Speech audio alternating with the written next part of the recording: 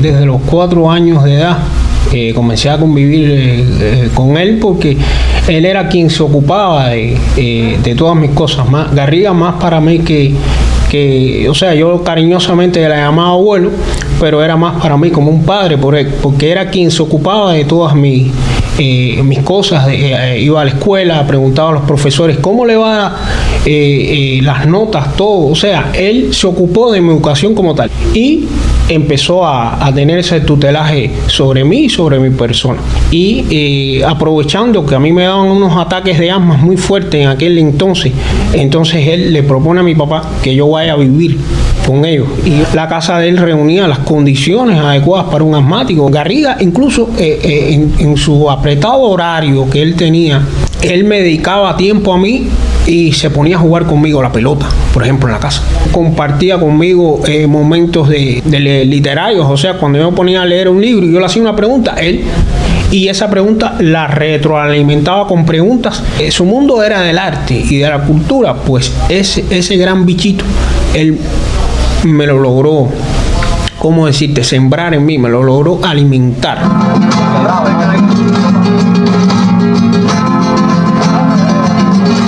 ¿Dónde nació Roberto Garriga? Tengo entendido que nació aquí en La Habana.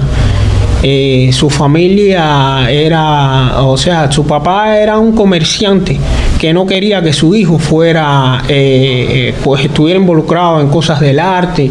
Fue su madre, Gloria Gramonte, quien era profesora de kindergarten y escribía sus propias músicas para los niños. De ahí recibe Garriga ese amor hacia el arte. Incluso Garriga paga sus propios estudios universitarios y logra salir egresado con notas excelentes, y mientras daba clase en la Escuela Municipal de Arte Dramático se vinculó al medio contratado por Gaspar Pumarejo. Después viaja a los Estados Unidos, a la CBS, pasa un curso en la CBS y después regresa a Cuba ya con una mayor capacitación y empieza a incursionar en nuestros medios con Estrellas de Ultramar en 1951, donde desfilaron grandes estrellas de nuestra cultura. Y después de eso él escribe Esta es tu vida.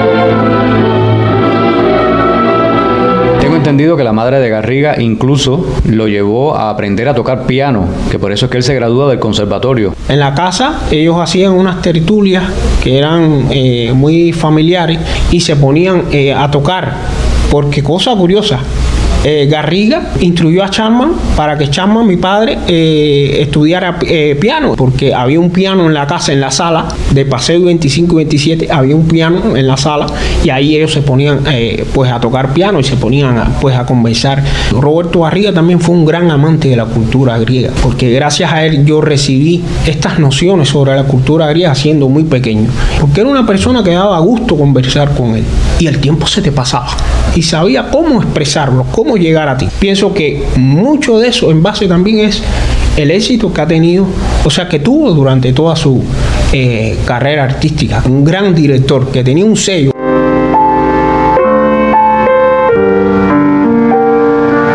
Un director que era muy respetado, muy admirado, era como se dice en el argot nuestro, una vaca sagrada. Y era un honor enorme que él te pidiera para hacer un personaje, una cosa de él. Yo, siendo un niño, recuerdo por las madrugadas se ponía a escribir.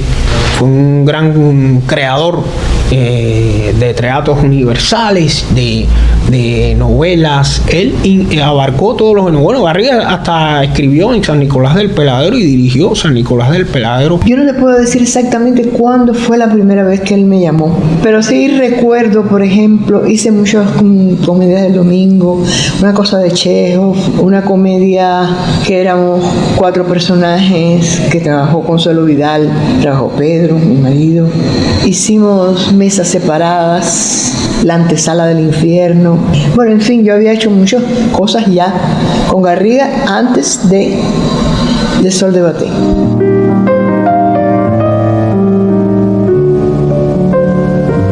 Roberto, me decías que tuviste la oportunidad de estar presente en algunos ensayos que ocurrieron en la casa de Garriga. Por la casa pasaron Jackie Ortega, Odalí Fuente, Modesto Morejón, que fue productor, María de los Ángeles Santana, por esa relación de trabajo tan estrecha que tenía con Garriga.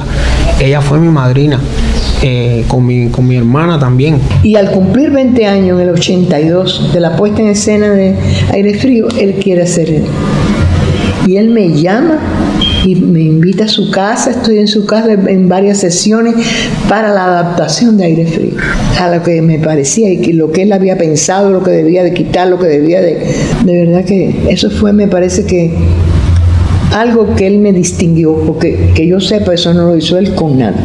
No es posible. A esta hora la votación está en el campo.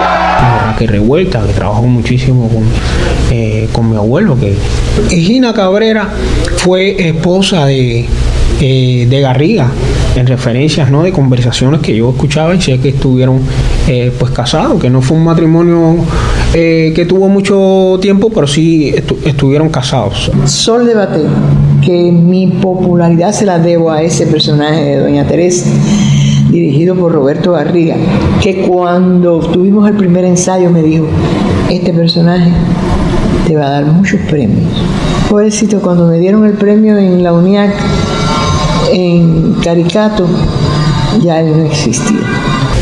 Ahí está Tata Julián, y Delfonso Tamayo con su Liberato, Luisa María Jiménez con su Tojosa, Raúl Celi, o sea, Luis Rielo con su Mayoral Matías. A ese mulato cerrero, mañana a esta hora estará jalando otra vez los grilletes. Lo que era el personaje en sí, yo lo tenía, hasta donde tú puedes dominar a otro ser que no eres tú. Me dijo: ven acá, Verónica, como tú tienes varias escenas con Matías, así cortas, ¿qué te parece si Matías está enamorado de ti? Y el capataz tiene sus ilusiones. Tú te das cuenta y lo dejas hasta un momento en que ya te aburre eso, o que ya él se puede pasar y tú lo colocas, y es en el tono, en la mirada, es donde lo para, ¿no? Y eso me ayudó tanto en esa relación conmigo, con el capataz. ¿Ves? Creció. Eso fue la riqueza, lo que él me aportó a mí como para enriquecer el personaje. Ahora sí le prometo que le voy a traer a ese mulato amarrado por las 4 patas.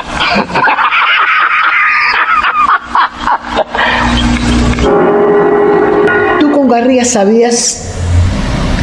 tenías que saber que él era capaz de estar conversando, es decir, dos personajes así, conversando, y él era capaz de en un momento determinado decirte: mira para allá, y dices el bocadillo mirando para allá. Y entonces tú tienes que empezar a organizarte.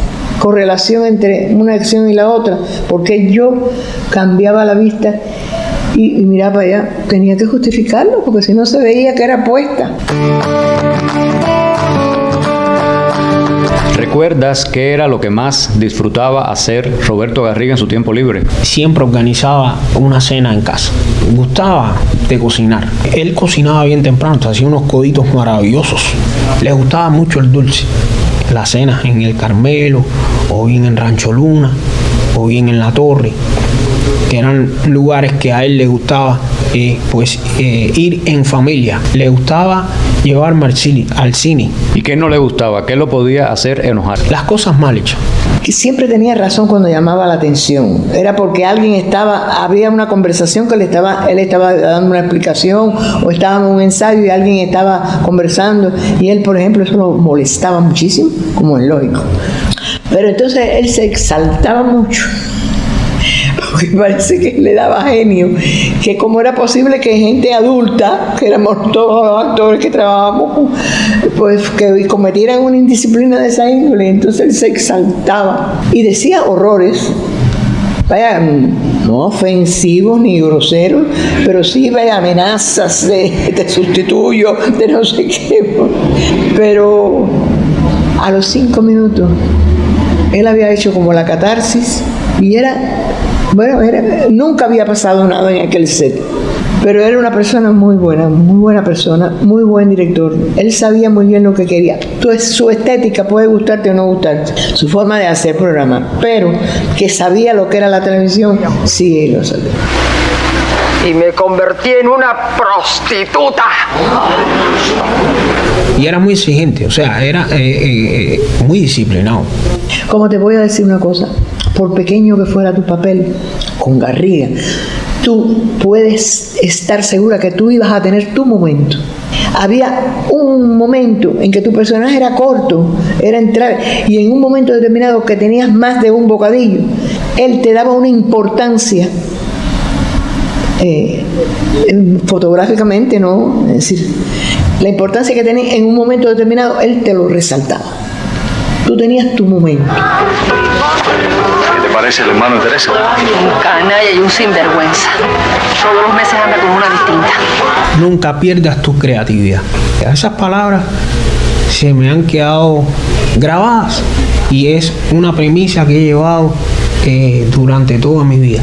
¿Qué fue lo que más admiraste en Roberto Garriga? Lo brillante que fue, lo clásico que fue. En 1988, cuando él fallece, ahí perdí. Eso fue un golpe terrible para mí, o sea, demoledor, porque bueno, él era como expresado como un padre para mí. ¡Maldito seas! ¡Maldito! ¡Maldito seas! ¡Maldito! Esteban, ayúdame. Gracias, Roberto Garriga, por darme esa gran oportunidad de vivir esos grandes momentos de la cultura cubana que deben siempre ser recordados, porque nos dejó un gran legado televisivo. Hay que ver todas esas obras, El alma encantada, Los hermanos Karamazov, Las brujas de Salem.